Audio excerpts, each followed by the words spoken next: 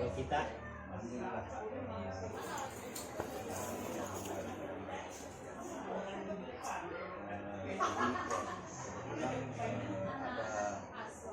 tugas dari guru penggerak untuk bagaimana kemudian pada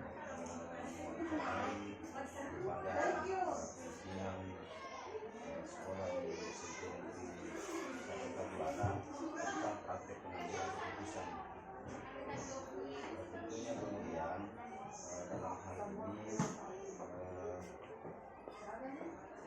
selama ini menjadi kepala sekolah tentunya banyak kasus-kasus yang kemudian yang ditangani maupun kebijakan-kebijakan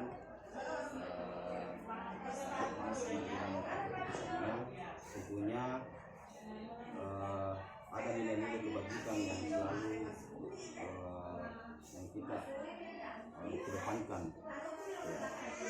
terutama dalam persoalan kemudian menyangkut dengan nilai etika.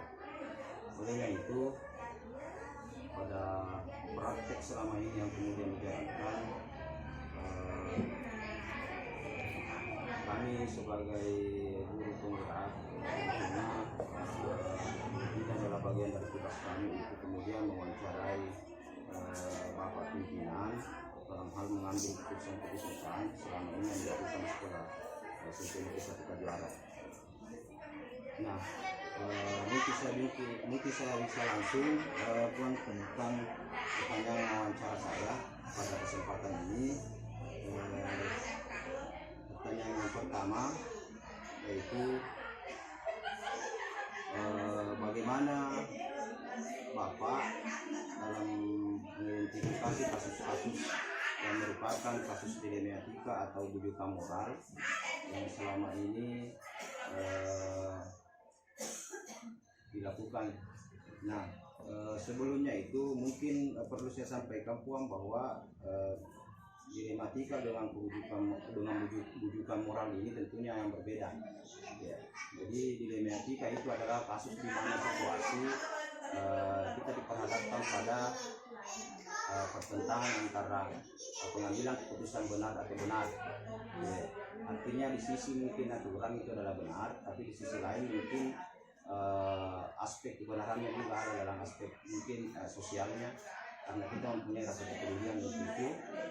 Kemudian dari bujukan moralnya itu biasanya kita melakukan keputusan ini berdasarkan daripada benar salah. Biasanya ini berbasis tentang aturan yang ada diterapkan di sekolah. Ya, olehnya itu kemudian kira-kira bagaimana Bapak mengidentifikasi kasus-kasus yang tersebut yang ada misalnya di sekolah yang merupakan kasus-kasus dilema etika atau bujukan moral. baik, terima kasih. Kalau kita berbicara soal etika dan bujukan moral, tentunya kita sama-sama pahami bahwa kedua persoalan ini sebenarnya kalau kita perhatikan itu adalah memiliki keterkaitan yang sangat kuat. Kenapa? Kalau kita bicara soal yang namanya etika, berarti kita bicara soal tata caranya. Ya, bagaimana kita bersikap, bagaimana kita melakukan satu apakah itu sikap kita berupa ucapan ataupun tindakan. Tentunya itu. Kemudian yang kedua, kalau kita bicara soal moralitas, tentu ini kembali kepada yang namanya ini nuraninya manusia. Ya. Sehingga dikatakan tadi benar atau salah. Ya. Nah, dalam hal mengidentifikasi setiap kasus-kasus yang terjadi di sekolah ini, tentunya pertama-tama saya sebagai kepala sekolah itu setiap saat melakukan pemantauan. Apakah pemantauannya itu berhubungan dengan persoalan yang namanya tugas yang dilakukan di sekolah, atau mungkin juga menyangkut masalah bagaimana kehidupan kita di keluarga kita. karena kita ini tidak bisa lepas dari yang namanya satu bentuk keluarga. Ya, karena sebenarnya keluarga itulah yang menjadi tempat di mana kita mulai berniat, mulai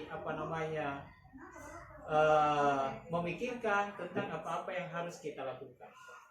Nah, itu yang pertama, saya harus selalu melakukan pemantauan. Kemudian yang kedua, tentunya saya juga biasa melakukan semacam cerita-cerita, apakah itu artinya cerita langsung dengan yang bersangkutan atau dengan beberapa teman. Itu sebenarnya salah satu cara untuk mengetahui apa ini teman ada sesuatu masalah yang dia hadapi atau bagaimana. Ya, jadi itu contohnya cara mengidentifikasinya itu kasusnya. Nah itu, jadi banyak tentunya hal-hal yang bisa kita lakukan, dan tentunya banyak juga hal yang saya lakukan. Apakah itu melalui teman sejawat atau langsung kepada yang bersangkutan yang punya persoalan, ada kasus yang dihadapi, ya. Jadi ini persoalan yang namanya identifikasinya. Saya kira begitu. Jadi untuk mengetahui itu tentunya banyak. Memang kita harus memantau secara terus-menerus. Ya, kalau kita di sekolah ya di sekolah, kalau kita di luar ya di luar. Saya kira begitu. Baik, saya lanjutkan. Tentunya tadi sudah ada identifikasi kasus yang kemudian dilakukan dalam hal pengambilan keputusan dari beberapa kasus-kasus yang ada.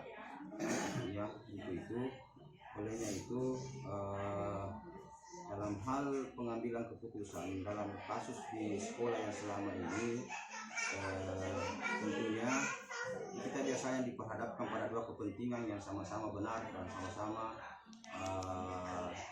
mengandung nilai-nilai kebajikan. Nah, kira-kira kasus apa yang ada yang selama ini yang muncul dalam menangani itu dalam pengambilan keputusan, yang mana kasus ini adalah ketika dilihat dari nilai-nilai yang ada, tentunya kita harus mengedepankan tentang nilai-nilai kebajikan universal, misalnya nilai integrasi, tanggung jawab, integritas, tanggung jawab, keselamatan, tentunya sikap jujur, sopan santun, ini semua termasuk nilai kebajikan. Nah, kira-kira bagaimana Bapak menjalankan pengambilan keputusan di sekolah tentang kasus-kasus itu? Ya, jadi tadi di awal sudah kita pahami secara bersama-sama bahwa untuk setiap penyelesaian suatu kasus, maka langkah yang pertama harus kita ambil adalah melakukan identifikasi. Identifikasi itulah yang menjadi dasar bagi kita sebagai seorang pengambil kebijakan untuk menentukan kebijakan apa yang harus kita ambil. Dan kalau keduanya ini, kalau kita bicara soal yang namanya dilema etika atau yang namanya bujukan moral, tentunya kita harus melihat bagaimana ruang lingkupnya itu kasus, bagaimana berat ringannya itu kasus, bagaimana pengaruhnya itu kasus bagi yang bersangkutan yang memiliki kasus dengan keadaan lingkungannya. Itu harus semua diperhitungkan. Iya. Olehnya itu, melalui identifikasi ini tadilah sehingga kita sebagai seorang penentu kebijakan akan mengambil sebuah keputusan berdasarkan yang mana yang harus kita utamakan, yang harus kita dahulukan. Itu menjadi dasar utama. Ya. Jadi kita lihat bagaimana ini berat ringannya nih kasus, itu tentunya menjadi dasar. Ya. bagaimana ini umpamanya kalau kita mau bicara soal pengaruh terhadap yang namanya, karena pasti ini berhubungan dengan seperti kepentingan keluarga dengan kepentingan yang namanya menjalankan tugas. Itu sebenarnya yang terjadi di sekolah. Ya, itulah yang termasuk sebenarnya dilema etika. Ya, ada kepentingan keluarga yang harus kita selesaikan. Dan ini tidak boleh. Nah, tapi identifikasinya itu tadi, sejauh mana itu harusnya itu diselesaikan itu secepat apa, ya. Sehingga di dalam bahasa yang namanya itu sebagai seorang leader atau pemimpin, maka dia harus paham nih tentang istilah bahasa pemimpin itu, istilahnya ambet parama arta, dahulukan yang utama. Nah, itu. Tapi itu tadi harus identifikasi. Ya, di situ kita tahu, oh ini penting. Ya silakan. Contohnya tadi, saya harus mengambil sebuah keputusan setelah selama ini memang saya sudah tahu, saya sudah identifikasi seperti ada teman kita yang sakit, ya harus ke dokter. Nah, ini kan ada tugasnya dia harus tinggalkan. Ini kan dilema sebenarnya. Ya, tetapi dalam hubungan dengan persoalan yang namanya kesehatan, tentunya itu lebih utama. Nilai-nilai kebenarannya itu kita lebih dahulukan. Ya, begitu itu contohnya. Ya, saya kira itu.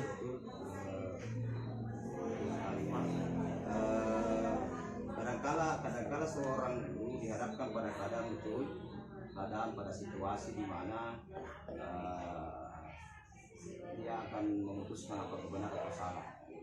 Misalnya mungkin ketika dia memutuskan sesuatu itu mungkin kalau sesuai dengan aturan dia benar, tapi di sisi lain seperti tadi disampaikan bahwa ketika dia memutuskan untuk meninggalkan itu karena ada sesuatu tentang persoalan keluarga, tentunya ini secara aturan memang salah. Tapi kan dalam prinsip pengambilan keputusan mungkin dipahami juga Puang bahwa ada 3 prinsip pengambilan keputusan. Yang pertama bahwa prinsip berbasis rasa peduli, yang mana bahwa seorang pimpinan biasanya memiliki rasa empati kepada bawahan, memiliki rasa kasih sayang dan kepedulian cenderung karena melihat bahwa ada yang lebih prioritas untuk diberikan keputusan untuk anak buahnya. Kemudian yang kedua adalah dalam pengambilan keputusan ada namanya prinsip berbasis peraturan, yang mana seorang pimpinan biasanya yang memiliki sikap jujur dan komitmen yang kuat untuk tunduk pada peraturan yang ada pada sekolah itu sendiri. Kemudian yang ketiga adalah ada namanya prinsip berpikir berbasis akhir. Artinya bahwa ini biasanya digunakan oleh seorang pimpinan di sekolah yang memiliki jiwa sosial yang sangat tinggi. Dan semua ini memiliki plus negatif, tergantung bagaimana seorang pimpinan mengambil keputusan, dan semua ini adalah bisa digunakan untuk sekolah kita. Sejalan dengan apa yang tadi disampaikan oleh Bapak Pimpinan sebelumnya, ya tentunya mengedepankan apa yang menjadi prioritas untuk dalam mengambil keputusan dalam setiap persoalan yang ada. Mungkin saya lanjutkan, barangkali dalam tentunya pengambilan keputusan selama ini ada langkah-langkah atau prosedur yang biasa dilakukan selama ini dalam menangani kasus-kasus yang ada dalam hal pengambilan keputusan itu. Yeah. Ada langkah-langkah atau prosedur. Iya. Baik. Tadi saya sudah sampaikan bahwa seyogyanya kita ini di dalam mengambil sebuah keputusan, apalagi yang berhubungan dengan persoalan dilema etika dengan rujukan moral, tentunya ini memang perlu memang dilaksanakan secara terorganisir dan harus memiliki prosedur. Iya. Jadi kalau kita sudah pahami prosedurnya, tentunya kita akan mengambil suatu tindakan. Tindakan-tindakan yang dilakukan itulah yang menjadi langkah-langkah yang kita lakukan di dalam mengambil sebuah keputusan, utamanya yang berhubungan dengan persoalan dilema etika. semua persoalan yang ada itu tidak bisa kita putuskan, atau seorang pengambil kebijakan tidak bisa langsung mengambil sebuah kebijakan tanpa ada hal-hal yang harus dilalui. Yang pertama tadi tentunya itu adalah identifikasi. Gitu. Yang kedua tentunya setelah kita identifikasi, kita harus bisa, kalau bisa, menentukan waktu untuk menyelesaikan melakukan semacam wawancara ya dengan teman yang memiliki persoalan itu, sehingga di dalam penyelesaiannya itu lebih terarah. Ya, itu. Jadi harus ada waktu yang kita tentukan, kita sepakati untuk bersama-sama baru kita melakukan sebelum melakukan sebuah yang namanya mengambil sebuah keputusan. Kemudian selanjutnya langkah yang kedua selanjutnya itu tentunya pengambil keputusan itu harus betul-betul mampu mengkaji dengan sedalam-dalamnya ya masalah ini, masalah yang sedang mau diselesaikan. Harus dikaji secara dalam mengenai apa aspek-aspek yang bisa timbul setelah saya mengambil kebijakan, umpamanya kebijakannya itu adalah mendahulukan umpamanya untuk kepentingan yang dialami oleh seorang teman seperti saya bilang tadi, mungkin karena sakit sehingga harus itu saya dahulukan. Ya. Jadi itu kita harus lihat bagaimana sakitnya ini harus umpamanya mendapatkan perhatian dan perawatan yang cepat, atau dalam kondisi umpamanya emergensi dan sebagainya. Itu dari segi sakit, tapi bukan saja itu masalah yang kita hadapi, banyak hal. Tentunya itu harus memang dikaji secara mendalam tentang apa nantinya manfaatnya atau apa efek-efek lain yang bisa timbul dengan adanya ini. Karena tentu kalau kita melakukan itu ada sisi lain yang bisa terbengkalai. Contohnya tadi kita sampaikan bahwa meninggalkan tugas itu kan menyalahi aturan. Sebenarnya di dalam kita ini hidup bersama ya tidak ada kata menyalahi aturan sepanjang yang kita lakukan itu untuk kemaslahatan kita. Tidak ada itu. Ya, itu yang harus kita pahami. Ya, jadi demi untuk kemaslahatan kita, tentunya kita tidak melanggar aturan. Ya, tidak. Ya, demi untuk kemaslahatan. Ya, jadi saya kira itu langkah-langkahnya, prosedur yang bisa kita lakukan. Jadi pelajari masalahnya, ya. Kemudian komunikasikan selanjutnya dengan bersangkutan, kemudian kaji sampai sejauh mana pentingnya ini untuk diselesaikan secepatnya, atau kebijakan apa yang harus diberikan sehingga antara yang namanya kepentingan dengan aturan itu bisa sama-sama berjalan dengan baik. Jadi luar biasa. Jadi tadi sudah disampaikan bahwa beberapa langkah-langkah dalam pengambilan keputusan, dan alhamdulillah saya mendengar bahwa dalam hal mengambil keputusan tadi sangat mewakili semua dan sangat merangkum tentang bagaimana mengedepankan nilai-nilai dilematika yang ada pada situasi di mana ada yang harus dikorbankan dan ada yang tidak pada situasi tertentu itu.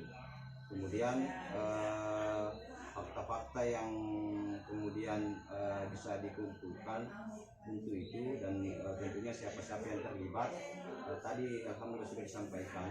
Dari beberapa langkah poin yang ada, tentunya ada langkah-langkah yang sangat efektif yang kemudian yang selama ini dilakukan sehingga itu akan memberikan dampak yang baik dalam pengambilan keputusan tentang beberapa kasus-kasus dilematika yang ada selama ini. Ya, ada langkah yang paling efektif. Ya. sebenarnya langkah yang paling efektif di dalam penyelesaian suatu kasus atau persoalan, ya, langkah yang paling efektif itu adalah melakukan yang namanya musyawarah. Ya. Karena kalau musyawarah itu dilakukan, apakah antara orang yang memiliki kasus dengan beberapa teman yang lain, kita sama-sama membicarakan, tentunya akan lahir sebuah keputusan yang bisa menjamin akan yang namanya terlaksananya aturan itu dengan baik dan juga terpenuhinya kepentingan kita ini sebagai orang yang sementara dalam sebuah kasus atau menghadapi yang namanya dilema. Itu yang paling efektif. Jadi tidak ada setiap masalah yang muncul, kalau kita musyawarahkan, kita komunikasikan dengan baik, insya Allah kita akan menemukan jalan keluar yang terbaik, atau solusinya kita akan temukan dengan baik. Saya kira itu. Ya, jadi saya kira itu ada langkah efektif yang memang sangat profesional yang sudah dilakukan. Saya kira ini memang yang sangat bagus. Nah, selanjutnya tentunya dalam pengambilan apalagi namanya keputusan tentang beberapa permasalahan yang ada yang selama ini di sekolah, pastilah kemudian ada plus minus, ya, ada sisi positif, ada sisi negatifnya.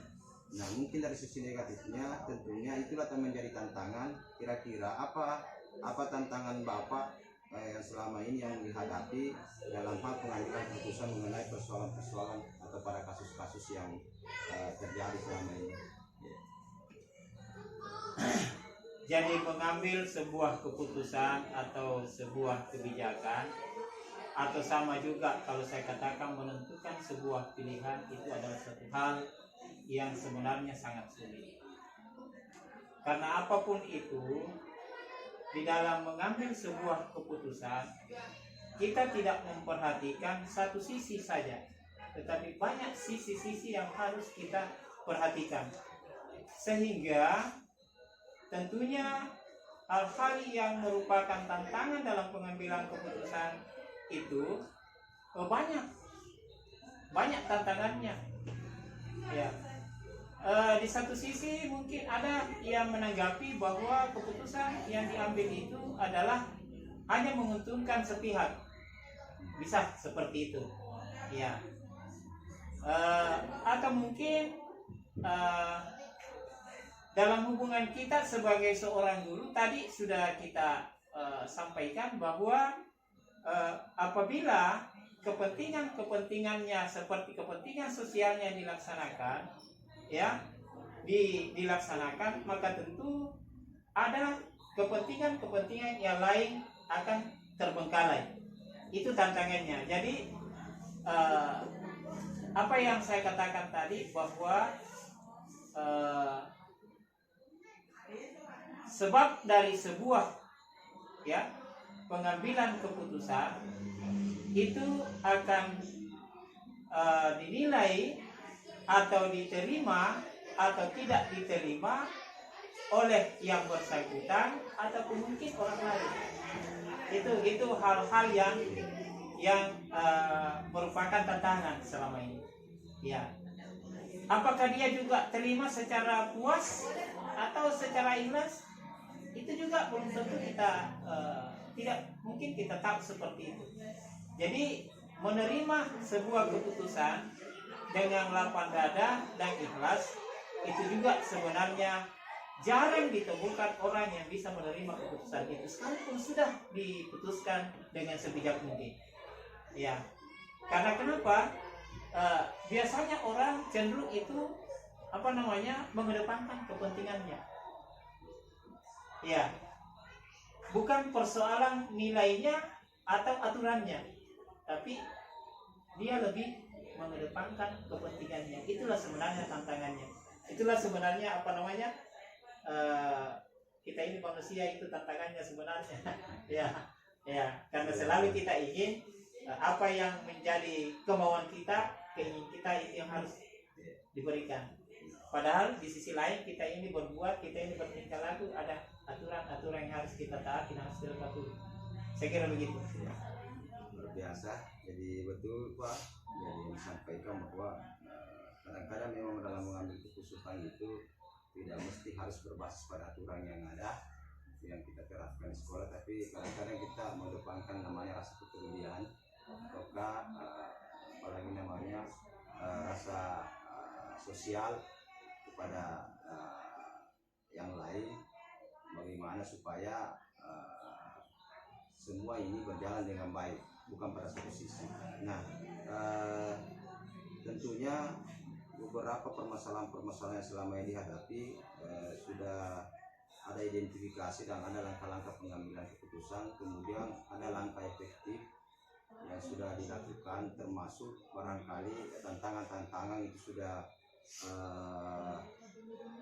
semua akan dicarikan solusi yang terbaik, karena yang namanya kasus, namanya persoalan itu pasti ada dan pasti ada tantangan dan ada plus positif minus negatifnya. Ya, nah tentunya dari itu semua dalam hal ini ada langkah, ada apalagi namanya Tata cara ya. Tata cara ataukah ada jadwal tertentu yang kemudian yang dilakukan dalam penyelesaian beberapa kasus yang ada. Ya, mungkin itu yang pertama. Kemudian yang kedua, bagaimana teknik menyelesaikan persoalan itu di tempat, ya. Kemudian menyelesaikannya dalam bentuk atau prosedur seperti apa yang dijalankan. Ya, baik. Jadi dalam hal penyelesaian sebuah masalah, saya tadi sudah sampaikan bahwa menyangkut masalah yang namanya jadwalnya ini penting, tetapi jadwal itu kita buat setelah kita tahu permasalahannya. Ya, baru kita membuat sebuah jadwal untuk menyelesaikan persoalannya supaya lebih terarah. Ya. Kemudian yang kedua, apakah Anda langsung menyelesaikan di tempat? Ada kasus yang bisa memang kita selesaikan di tempat, ada juga kasus yang tidak bisa kita selesaikan di tempat. Ya. Jadi tergantung situasi dan kondisi pada saat terjadi yang namanya kasus itu. Iya. Jadi untuk penyelesaian sebuah kasus, sebenarnya menyangkut masalah penyelesaian di tempat itu pada umumnya itu kadangkala tidak terlalu mengena ya penyelesaian masalahnya, misalnya, karena kita tidak melakukan pengkajian sebelumnya. Ya. Misalnya ada contoh kasusnya, misalnya apa? Ya. Contohnya lah, contohnya umpamanya ada seorang warga sekolah ya mengalami atau melakukan suatu tindakan yang mungkin tindakannya itu menyangkut masalah kedisiplinan. Ya. Kalau kita bicara soal yang namanya kedisiplinan, mungkin umpamanya sering mungkin terlambat, tapi kan kemungkinannya dia terlambat ada juga alasannya. Ya. Sehingga saya mengatakan tadi penyelesaian kasus di tempat pada saat umpamanya ada seorang terbang yang terlambat, kemudian kepala sekolah datang langsung menyelesaikan, jangan lagi terlambat. Tidak boleh begitu. Kenapa terlambat lagi? Ya, terlambat terus kita. Ini kan masalah. Nah, jadi sudah nih, jangan lagi begitu lagi kali. itu saya rasa penyelesaian seperti itu tidak efektif. Ya, karena kenapa tadi saya selalu berkatakan tahu dulu latar belakangnya kenapa dia terlambat. Sama juga dengan anak kita, kenapa dia terlambat. Itu semua harus kita identifikasi dulu. Ya, kemudian jadi untuk penyelesaian di tempat itu ya kemungkinan ada yang bisa diselesaikan langsung di tempat, tapi saya kira ini kurang tepat, kurang bagus. Ya, kemudian menyelesaikan bentuk atau prosedur seperti apa yang Anda jalankan. Memiliki sebuah jadwal untuk menyelesaikan bentuk dan prosedur seperti apa yang Anda jalankan. Jadi tentunya semua memang kalau kita sudah membuat sebuah jadwal, kenapa kita harus jadwalkan supaya betul-betul ini prosedur penyelesaiannya bisa kita laksanakan. Ya, kita mulai dari mana ini penyelesaiannya. Nah, kita tidak langsung serta-merta ya bikin jadwal begitu saja. Ya, karena jadwal itu harus memang kita sesuaikan. Oh, ini jadwalnya harus seperti ini. Ya, kita harus lakukan pamannya 1 kali atau 2 kali atau 3 kali. Ya, tentunya kita juga harus melihat, kita harus mulai merencanakan mulai dari mana dulu pengkajiannya sampai tahap-tahap selanjutnya. Saya kira begitu bentuknya dan prosedurnya. Selanjutnya tentunya selama ini dari beberapa persoalan-persoalan yang dihadapi di sekolah atau beberapa kasus yang dihadapi di sekolah,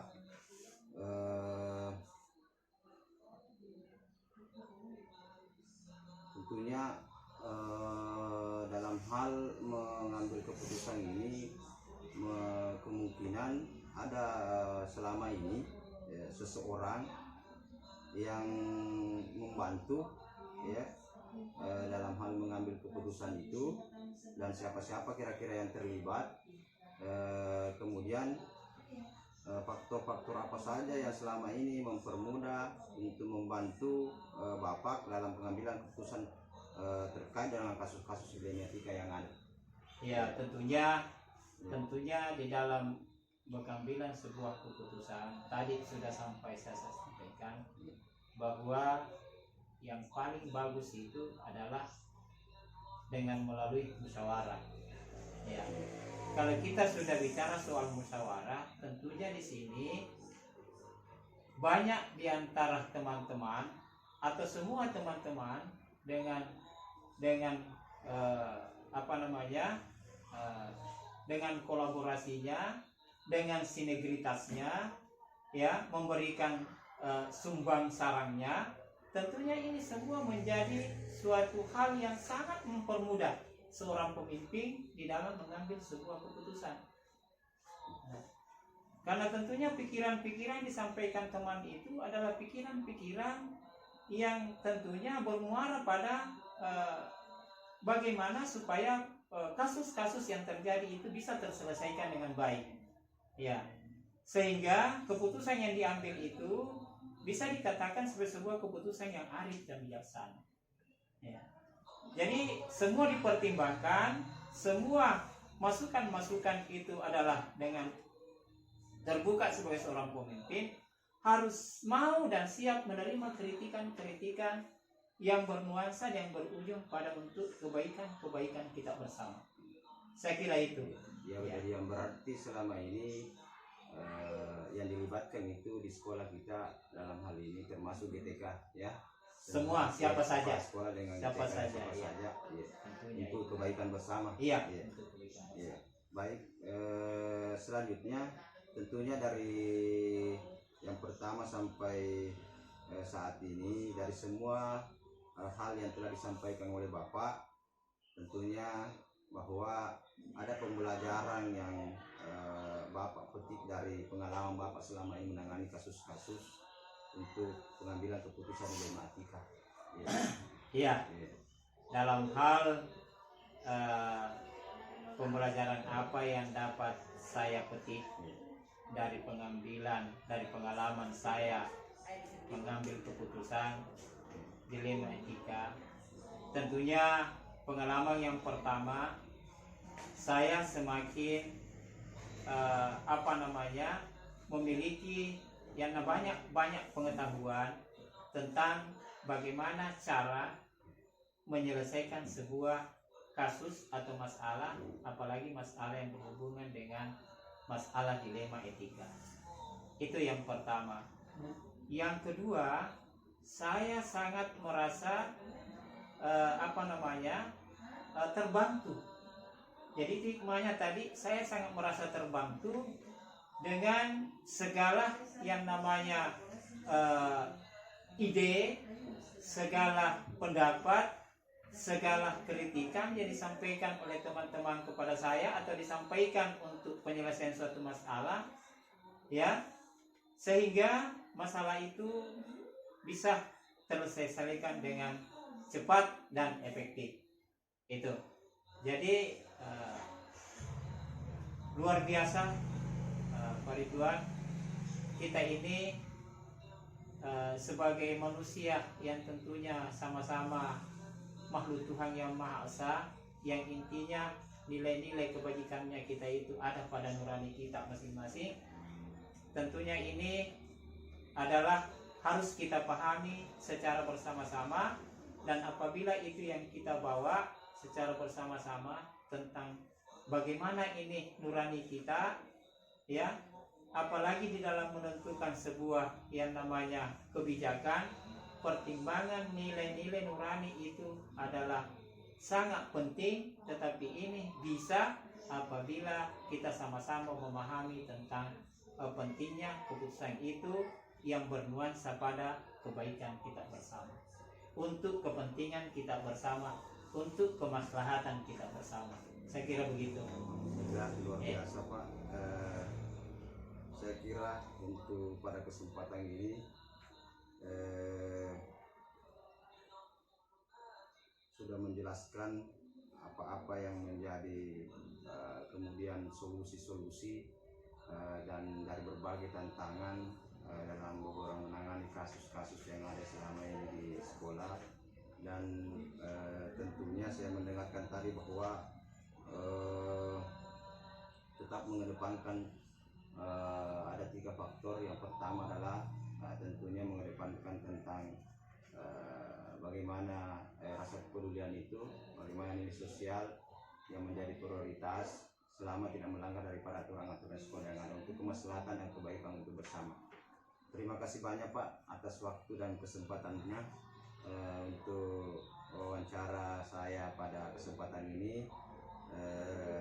Ketika ada salah kata dalam wawancara ini mohon dimaafkan. Saya kira sampai di sini dulu. Sebelumnya ditutup, saya juga menyampaikan bahwa apa yang saya sampaikan tadi itulah yang saya tahu. Jadi apapun itu, kalau ada yang kurang, tolong kita mencari-cari lagi, ya, mengumpulkan lagi informasi tentang bagaimana menyelesaikan sebuah kasus, apalagi yang berhubungan dengan dilema etika dan rujukan moral. Mudah-mudahan ke depan apa yang kita lakukan, apabila ada hal-hal yang mungkin harus kita jadikan ada sebuah masalah yang kita hadapi, mudah-mudahan ke depan kita utamakan selesaikan masalah itu bersama-sama. Insya Allah kalau kita selesaikan dengan bersama-sama, hasilnya akan kita rasakan masing-masing. Saya kira itu. Mohon maaf atas segala juga kekurangannya. Wabillahi taufiq wal hidayah. Assalamualaikum warahmatullahi wabarakatuh. Assalamualaikum warahmatullahi wabarakatuh. Gimana kabarnya Pak? Baik Pak, baik. Sebelum barangkali kita memulai kegiatan saya sampaikan bahwa kebetulan ini ada tugas kami sebagai guru pemberat, dan pada kesempatan ini saya minta waktu Bapak untuk sementara ingin mewawancarai tentang praktek pengambilan keputusan Bapak yang selama ini menangani permasalahan-permasalahan atau kasus-kasus yang ada di sekolah SMP Negeri 1 Nakuara. Tentunya sebelum kami masuk di wawancara pemerintahan yang selama ini bertanggung jawab tentang pendidikan dosen di SMP 1 Nakuara, banyak kasus-kasus yang selama ini Bapak telah tangani dan tentunya sudah memberikan solusi-solusi untuk kebaikan bersama dalam kasus tersebut, tentunya dengan mengedepankan yang namanya pengambilan keputusan dengan menggunakan nilai kebajikan universal yang ada. Nah, tentunya dalam pengambilan keputusan ini Bapak yang kami menyerahkan jawaban Bapak dalam menangani kasus-kasus permasalahan selama ini. Mungkin bisa kita langsung Pak yang bertanya pertama, selama ini Bapak menjadi DKA, tentunya banyak kasus-kasus yang pernah Bapak tangani. Olehnya itu, kira-kira bagaimana Bapak dapat mengidentifikasi kasus-kasus yang merupakan kasus kriminalitas atau pendidikan moral di sekolah kita? Terima kasih Pak. Kalau persoalan masalah etikanya itu saya pikir setelah bimbingan konseling itu senantiasa melakukan pendekatan kepada anak didik untuk mendapatkan kebiasaan keseharian daripada saya mampu mengidentifikasinya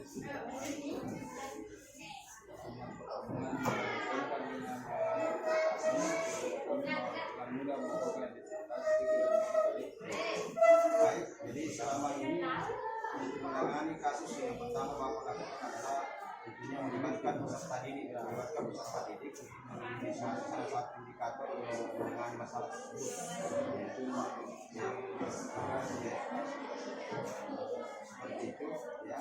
Nah, tentunya dalam menangani kasus seperti ini ada pendekatan yang kita lakukan tetap menetapkan namanya nilai etika dengan menetapkan nilai moral. Yang mana nilai etika di sini Pak, mungkin Bapak sudah pahami karena Bapak sering memberikan penguatan bahwa nilai etika itu adalah situasi di mana kita mendapatkan suatu kasus yang mana kita harus mengambil keputusan antara benar dengan benar. Ya. Selain mungkin ketika kita sesuai dengan aturan benar, tapi di sisi lainnya ketika kita mengambil keputusan dianggap juga benar karena ada pertimbangan keadilan sosialnya.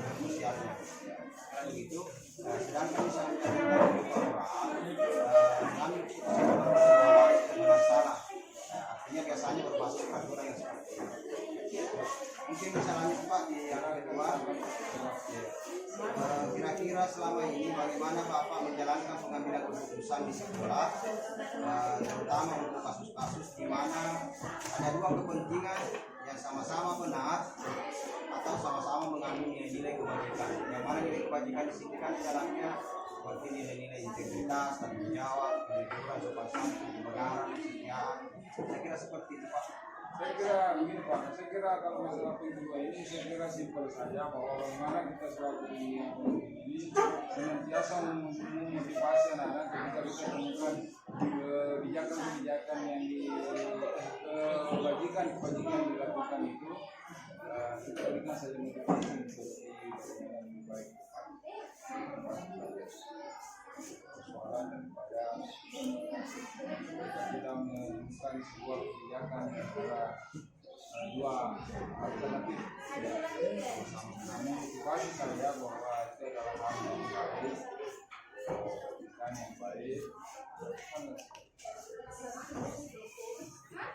Jadi selama ini ketika misalnya ada kasus Bapak yang tangani itu dan misalnya kasus ini adalah bisa dikatakan bahwa benar di sisi secara aturan, dan benar di sisi secara sosial dengan pertimbangan. Olehnya itu langkah yang Bapak lakukan adalah semua publik semua itu kemudian mengambil motivasi, memberikan motivasi gitu. Ya, saya lanjutkan Pak. Ya, kira-kira selama ini tentunya dengan beberapa kasus yang Bapak tangani dan tentunya banyak yang sudah berhasil dan dari keberhasilan Bapak ini tentunya ada langkah-langkah atau prosedur yang biasa Bapak lakukan selama ini. Saya langkah-langkah biasa lakukan selama di sini adalah senantiasa memberikan pencerahan tentang perilaku yang baik. Ya, baik itu sifatnya di dalam klasikal, semua di dalam kelas maupun secara pribadi.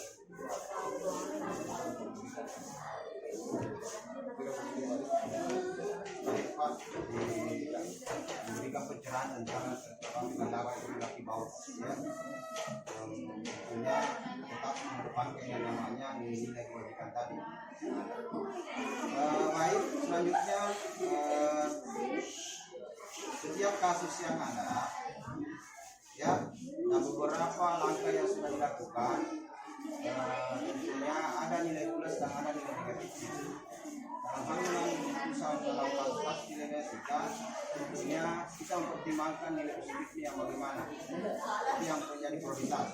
Olehnya itu, kira-kira dari beberapa langkah yang selama ini lakukan menyelesaikan persoalan-persoalan dalam kasus nilai etika, mungkin ada langkah yang sangat efektif yang Bapak anggap sangat bagus yang dilakukan dalam pengambilan keputusan dalam masalah etika. Baik, selaku bimbingan berserupa, kita senantiasa melihat daripada latar belakang satu sosial biasa kita mempelajari apa namanya itu, menelusuri latar belakang profil siswa itu sendiri, lalu kemudian kita melakukan bimbingan atau pengambilan keputusan. Ini didasari oleh profil dari latar belakang siswa. Kita tidak serta-merta mengambil keputusan dan setiap pribadi siswa ini pasti karakter latar belakang yang dibawa dari rumah tangganya, dari orang tuanya juga tidak dan standar itu biasa melihat profil siswa. Jadi selama ini yang paling efektif yang dilakukan adalah tentunya dengan mendasari siswa dengan melihat belajar siswa atau belajar siswa, termasuk barangkali bakat siswa yang siswa dalam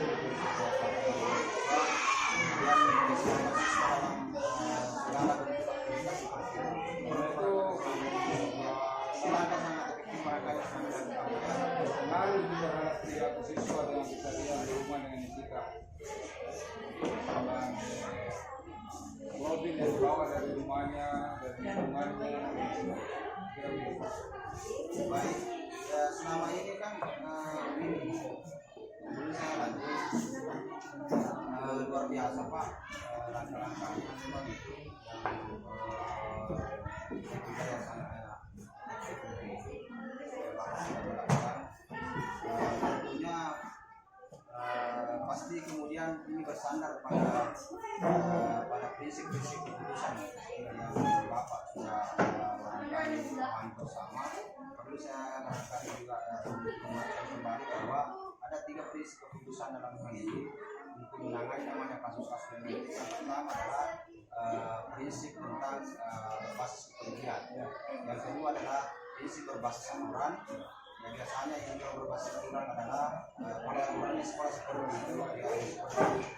Kemudian yang ketiga adalah prinsip berbasis hasil. Berbasis artinya ini adalah merupakan sosial, dampak sosial yang bagaimana apakah membawa kebaikan bersama baik secara pribadi maupun kepada yang lain sendiri. Dan semua 3 prinsip ini bisa digunakan oleh seorang pemimpin di sekolah Pak. Dan tidak ada yang tidak ada persoalan ketika ini bisa digunakan dan pasti ada prinsip ini. Baik, saya lanjut. Tentunya di dalam menangani kasus Bapak beberapa kasus yang Bapak tangani intinya ada plus minusnya ya, ada apa namanya, ada tantangannya dan ada kemudahan ya menangani ya. Yang ini saya tanyakan, kira-kira apa tantangan Bapak selama ini dalam mengambil keputusan dalam menangani kasus-kasus dilematika di sekolah?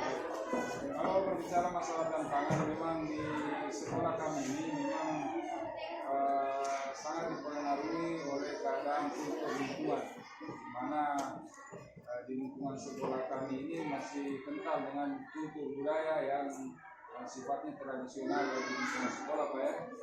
Itu sangat berpengaruh terhadap bagaimana anak didik kita ini membawa sifat-sifat itu tadi masuk ke lingkungan sekolah.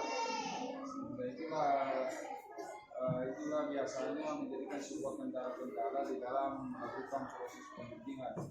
Misalnya kultur yang dibawa dari lingkungannya masing-masing siswa, sehingga kita terbentuk dengan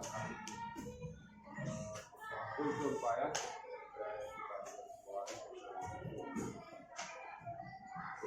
Kira itu Pak. Jadi kendalanya betul itu Pak, bahwa setiap daerah itu kan pasti berbeda-beda budaya. Jadi tentunya bisa menyesuaikan dengan kultur yang ada di daerah. Saya kira salah satu lagi namanya tantangan juga yang selama ini dihadapi mengambil keputusan masing-masing. Baik, dari awal tadi Bapak sudah menjelaskan tentang bagaimana mengidentifikasi beberapa kasus problematika, kemudian bagaimana langkah-langkahnya, kemudian bagaimana yang dilakukan, kemudian termasuk tantangan-tantangannya. Tentunya kemudian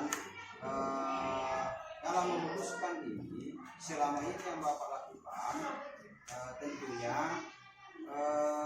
apakah Bapak memiliki sebuah jadwal tertentu dalam sebuah permasalahan kasus di sekolah itu? Yang pertama Pak, apakah Bapak menentukan jadwal? Kemudian yang kedua, apakah Bapak langsung menyelesaikan di tempat?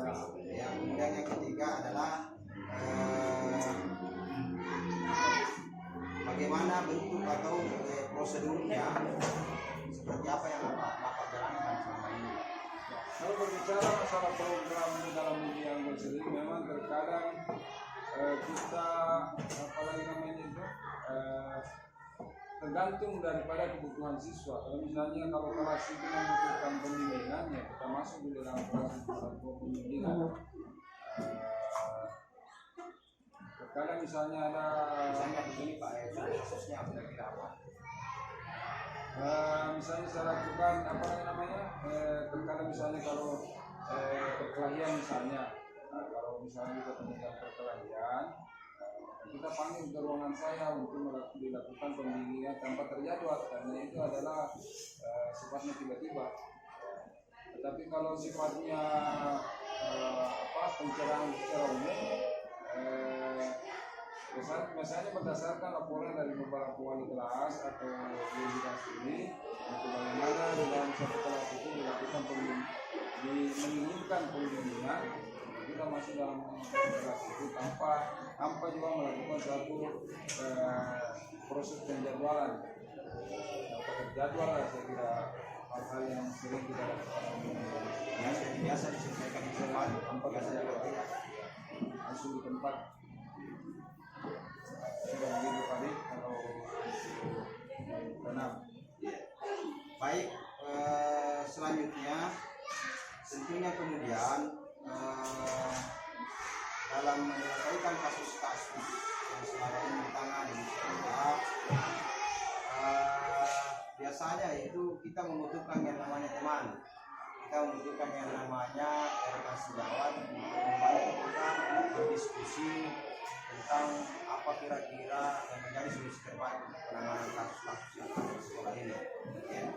Nah, kira-kira adakah seseorang atau adakah rekan sejawat yang selama ini dilibatkan dalam menangani kasus, kemudian faktor-faktor apa yang selama ini mempermudah ya untuk membantu Bapak dalam pengambilan keputusan-keputusan terkait dengan kasus-kasus kriminal etika.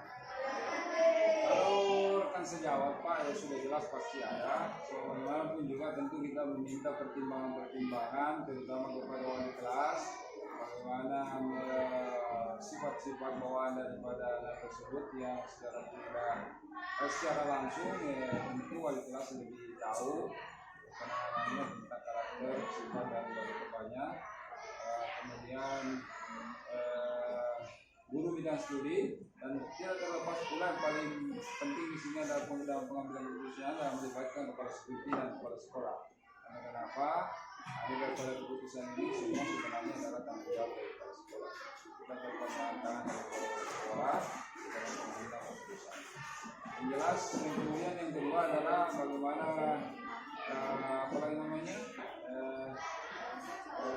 bagaimana faktor-faktor yang mendukung. Saya sangat mudah di dalam melakukan pengambilan keputusan. Saya merasa sangat mudah dalam pengambilan keputusan karena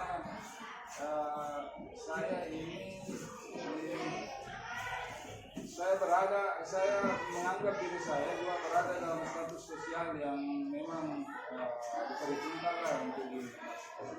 Jadi saya sangat mudah di dalam pengambilan keputusan dan memberikan kebijakan-kebijakan itu sangat diterima di lingkungan sekolah khususnya lansia. Kira gitu Pak. Terima kasih, luar biasa. Jadi tadi dalam hal mengambil keputusan mengenai kasus tentunya melibatkan semua, mulai dari rekan sejawat, kepala sekolah, datang musyawarah bersama-sama dengan tentunya mempertimbangkan tentang kebaikan bersama, ya, kebaikan bersama. Kemudian saya kira salah satu memang juga yang menjadi faktor karena adanya pengaruh kultur itu sehingga apalagi namanya ada kelompok personal seseorang itu yang memang tidak semua juga dimiliki orang yang memang itu bisa menjadi kemudahan untuk menangani namanya kasus-kasus ya jelas Pak dari semua Pak yang hal yang telah disampaikan tadi tentunya ada pembelajaran yang selama ini yang dapat Bapak petik dari pengalaman Bapak mengambil keputusan menangani kasus karena persoalan etika yang ada di sekolah. Secara tidak langsung Pak itu muncul kebiasaan kepada diri pribadi saya persoalan memberikan sebuah pencerahan tentang kepribadian perilaku baik khusus kepada yang namanya kepada religi. Ini adanya pembiasaan-pembiasaan itu secara tidak langsung kami ini merasa belajar di sana sehingga kami merasa mempunyai nilai plus terhadap apa yang saya kemukakan ini sekarang khususnya kepada etika yang saya kemukakan merasa ada nilai plusnya karena saya terbiasa dengan bahasa-bahasa yang baik-baik dan bicara tentang hal-hal yang berhubungan dengan religi karena sifatnya pencerahan bagaimana yang ada di muka. Jadi banyak pengalaman Pak ya. Pengalaman luar biasa Pak. Karena sudah itu bahwa menangani kasus yang ada. Ya langsung saya belajar di sana. Ya, menangani kasus tentunya kita mengedepankan yang namanya tadi prinsip itu. Salah satunya dinamika ya mengedepankan sikap kepedulian kemudian sikap sosial ya tentunya tidak semata-mata berdasarkan peraturan undang yang ada yang ditetapkan saya kira itu Pak kesempatan ini masalah saya dengan Bapak waktu dan kesempatannya saya mengucapkan banyak terima kasih